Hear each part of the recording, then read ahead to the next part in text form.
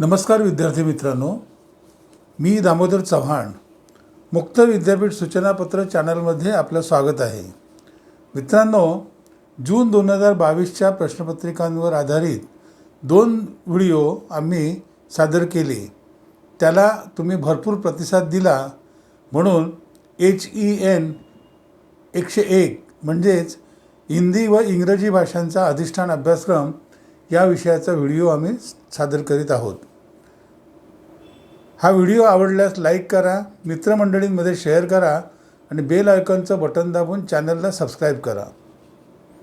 मित्रांनो, 40 गुणांचा हिंदी आणि 40 गुणांचा इंग्रजी अशा प्रकारे एकूण 80 गुणांच्या 3 तासांची परीक्षा या विषयाची घेण्यात येते.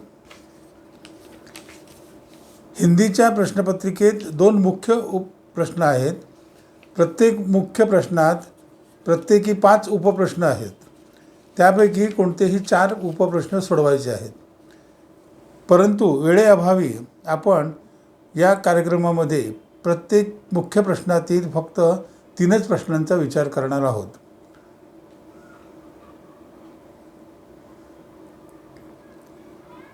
पहिल्या मुख्य प्रश्नातील दुसरा प्रश्न पुढीलप्रमाणे आहे.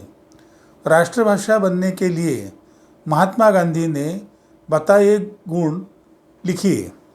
याचं उत्तर पुढीलप्रमाणे लिहिता येईल. महात्मा गांधीजींकडे म्हणजे उदाहरणार्थ महात्मा गांधींच्या मतानुसार राष्ट्रभाषा बनने के लिए किसी भी भाषा में निम्नलिखित 5 गुण होने चाहिए. 1. उस भाषा को सरकारी अधिकारी आसानी से सीख सके. 2. वह समस्त भारत में धार्मिक, आर्थिक और राजनीतिक संपर्क के माध्यम के रूप में प्रयोग के लिए सक्षम हो.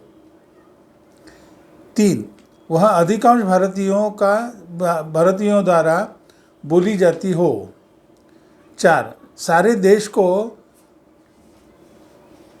उसे सीखने में आसानी हो. और 5वां, ऐसी भाषा को चुनते समय आरजी या क्षणिक लक्ष्यों के लिए ध्यान देना चाहिए. यह 5 गुण गांधी जी ने बताए हैं. तीसरा प्रश्न पुढीलप्रमाणे आहे. भारतीय आर्य भाषा के प्रकार बताकर किसी 2 के स्पष्टीकरण कीजिए. या प्रश्नाचं उत्तर पुढीलप्रमाणे लिहिता येईल. आज की हिंदी आधुनिक आर्य भाषाओं में गिनी जाती है. इसकी उत्पत्ति शौरसेनी अपभ्रंश भाषा से हुई थी. इसके 2 प्रकार हैं, एक पश्चिमी हिंदी और 2 पूर्वी हिंदी. आता पश्चिमी हिंदी म्हणजे काय ते बघूया.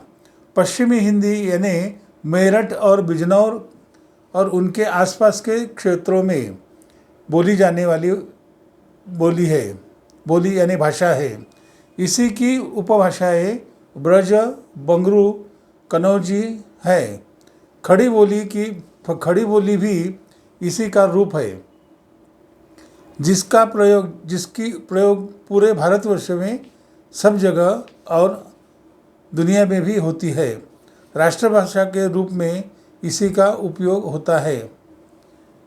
आता पूर्वी हिंदी ये भाषा, इसकी मुख्य भाषा है अवधी, बघेली और छत्तीसगढ़ी.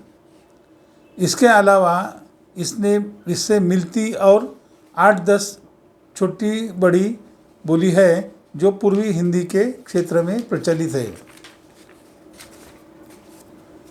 चौथा प्रश्न पुढीलप्रमाणे आहे. निम्नलिखित पदों के नाम अंग्रेजी में लिखिए. या प्रश्नाचं उत्तर लिहिताना आपल्याला खालील मराठी शब्दांसाठी पर्यायी इंग्रजी शब्द लिहायचे आहेत. मराठी शब्द आहेत भांडारपाल, त्याचा पर्यायी इंग्रजी शब्द स्टोअर कीपर. मतदान प्रतिनिधी, त्याचा पर्यायी इंग्रजी शब्द पोलिंग एजंट.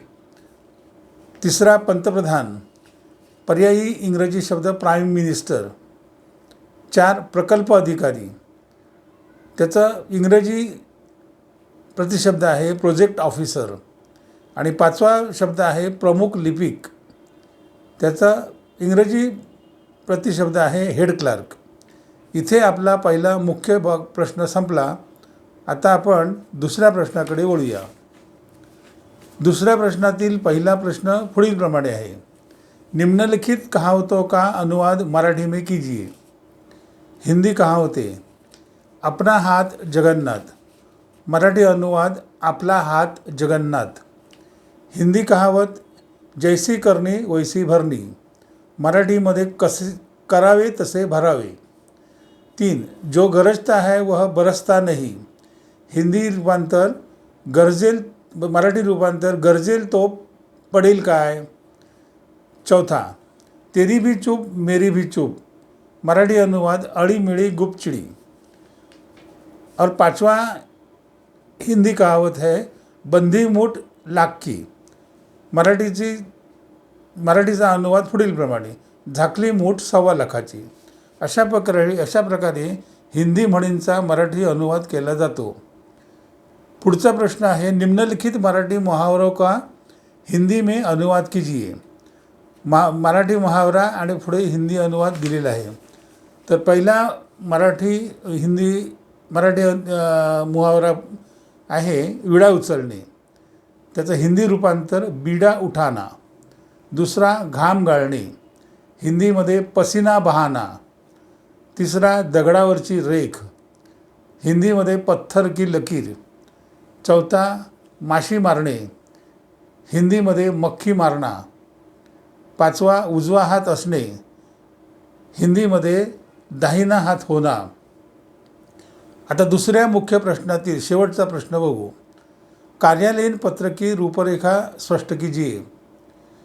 या प्रश्नाचं उत्तर लिहिताना पुढील मुद्दे महत्त्वाचे आहेत. कार्यालयीन पत्र का निश्चित ढांचा होता है. उसमें निम्नलिखित बातों का ध्यान देना आवश्यक होता है. 1 पत्र संख्या म्हणजे पत्राचा संदर्भाचा नंबर. पत्र संख्या पत्र के सबसे ऊपर बाईं ओर पत्र संख्या लिखी जाती है जो संबंधित विषय की फाइल और पदक्रम की होती है.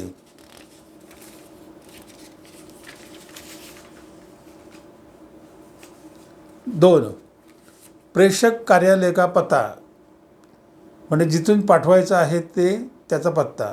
संख्या के नीचे कार्यालय का नाम लिखा जाता है. 3 प्रेषक का नाम और पद. संख्या और कार्यालय के नीचे अधिकारी का नाम पद और पता लिखा जाता है. 4 प्रेषिती का पद और पत्ता जिसमें पत्र भेजने वाले का नाम पद वो पता लिखने के लिए सेवा में लिखा जाता है. अभी दिनांक. पत्र भेजने का जो दिनांक रहेगा उसके नीचे दाईं ओर पत्र का दिनांक लिखा जाता है. अभी विषय. पत्र के मध्य भाग में विषय लिखकर उसका उल्लेख किया जाता है. संबोधन म्हणजे आदरार्थी बहुवचन. बाईं तरफ प्रेषिती का संबोधन लिखा जाता है. उदाहरणार्थ महोदय महोदया. निर्देश. पत्र का आरंभ करने से पहले संदर्भ लिखा जाता है. स्वनिर्देश. पत्र के अंत में दाईं तरफ प्रेषक स्वनिर्देश लिखता है. हस्ताक्षर म्हणजे सही सिग्नेचर. स्वनिर्देश के नीचे प्रेषक के हस्ताक्षर होते हैं. संलग्न पत्र सूची. पत्र के नीचे बाईं ओर कुछ लिखित सामग्री हो तो उसका नंबर डालकर लिख दिया जाता है.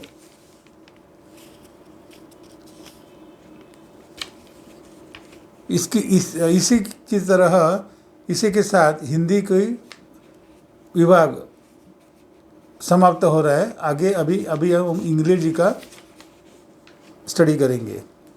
आता आपण फाउंडेशन कोर्स इन इंग्लिश या भागाचा विचार करू.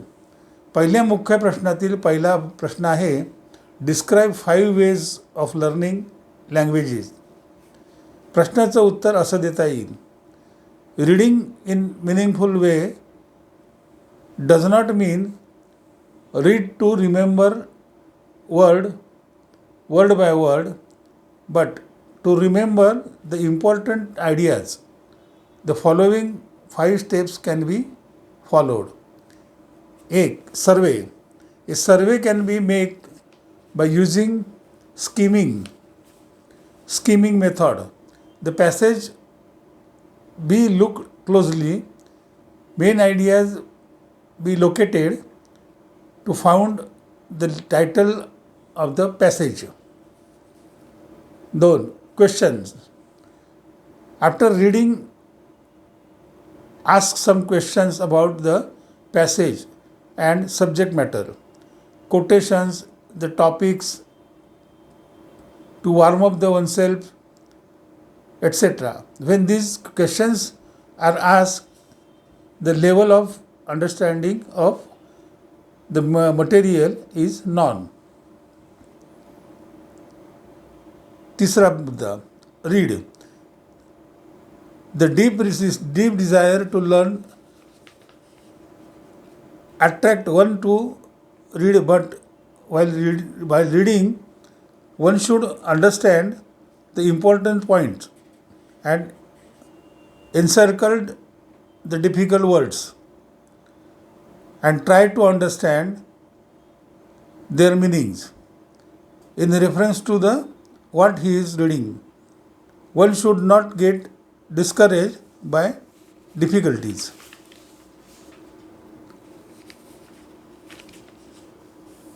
Reread. To understand the passage, rereading is one important thing. Here, the reader should engage himself as if having a dialogue with the passage. Make judgments about the passage. You may or may not agree so many things in the passages. 5. Review. One should check himself by checking and recalling the facts in the passage. Have pre-preference before reading the passage and check how the passage contains. इथे प्रश्न संपला. आता दुसरा प्रश्न आहे, what are the opposite meaning of the followings. मूळ शब्द आहेत. एक रेग्युलर म्हणजे नियमित, त्याचा ऑपोजिट इंग्लिश शब्द आहे इररेग्युलर आणि मराठी अनियमित. दुसरा इंग्रजी शब्द आहे फास्ट म्हणजे जलद, त्याचा मराठी विरोधी शब्द आहे मंद स्लो. तिसरा आहे क्लेवर हुशार, त्याचा ऑपोजिट डल किंवा मठ्ठ. चौथा डार्क म्हणजे गडद, त्याचा ऑपोजिट आहे लाईट म्हणजे फिका. पाचवा सायलेन्स शांतता, त्याचा विरुद्ध अर्थ आहे नॉइझी गोंगाट.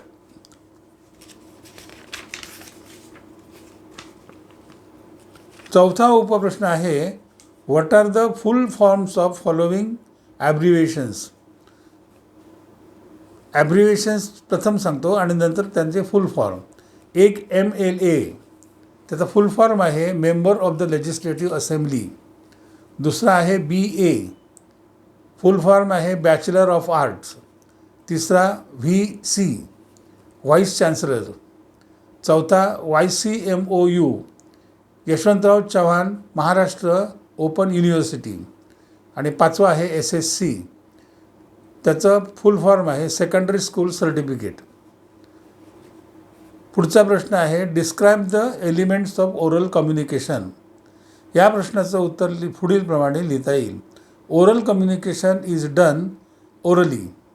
It may be face to face और over the phone. The purpose of oral communication is to inform, seek permission, advise someone, suggest likes and dislikes, etc. It is short and informal but quick in action. Oral communication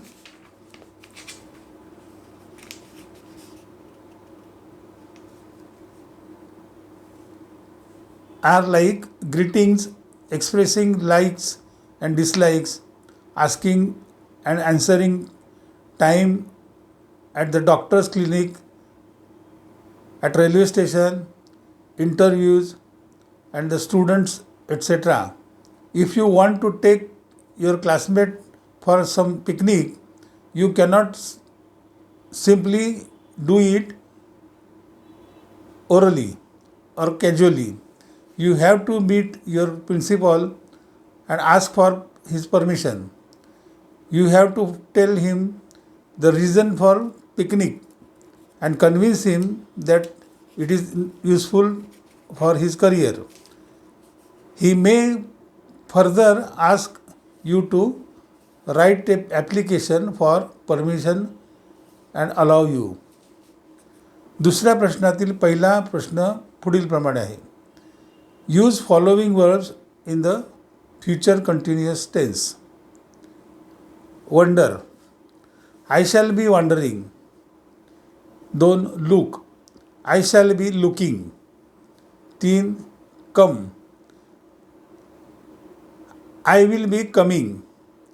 आणि 4. Run, I will be running.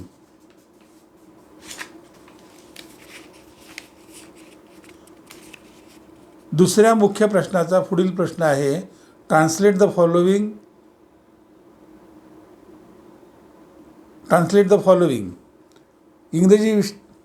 इंग्रजी वाक्य मराठी वाक्याचं इंग्रजीमध्ये भाषांतर करायचं आहे.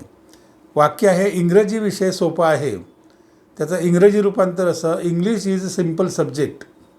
2. सर्व आजारांचं कारण अस्वच्छता आहे. इंग्रजी, dirtiness is the cause of all sickness. 3. कठोर परिश्रम हा यशाचा पाया आहे. त्याचं इंग्रजी पुढीलप्रमाणे, hard work is the foundation of success. आणि 4. भारतातील लोकशाही जगात श्रेष्ठ आहे. त्याचं इंग्लिशमध्ये, Indian democracy is the best democracy in the world. आणि 5. सर्व दुःखाचं कारण अज्ञान आहे. त्याचं इंग्रजी, ignorance is the root cause of all sorrows. इथे आपली संपूर्ण प्रश्नपत्रिका संपते. मित्रांनो, व्हिडिओच्या शेवटी लिंकमध्ये संपूर्ण प्रश्नपत्रिका PDF फॉर्मॅटमध्ये दिलेली आहे. संदर्भासाठी ती डाउनलोड करून घ्या. तसेच लिंकमध्ये धमाल प्रकाशनाने प्रकाशित केलेल्या HEN 101 च्या मार्गदर्शकांची लिंकही दिलेली आहे. हा व्हिडिओही तुम्ही पहा. तर मित्रांनो, व्हिडिओ आवडला असल्यास लाईक करा, मित्रमंडळींमध्ये शेअर करा आणि बेल आयकॉनचं बटन दाबून चॅनलला सबस्क्राईब करा. म्हणजे तुम्हाला GKN 101 म्हणजे सामान्य ज्ञान आणि सामाजिक जाणीव या विषयाचा व्हिडिओ आम्ही येत्या काही दिवसात सादर करणार आहोत, तो प्रथम पाहायला मिळेल. तर मग पुन्हा भेटू नवीन व्हिडिओमध्ये. तोपर्यंत धन्यवाद.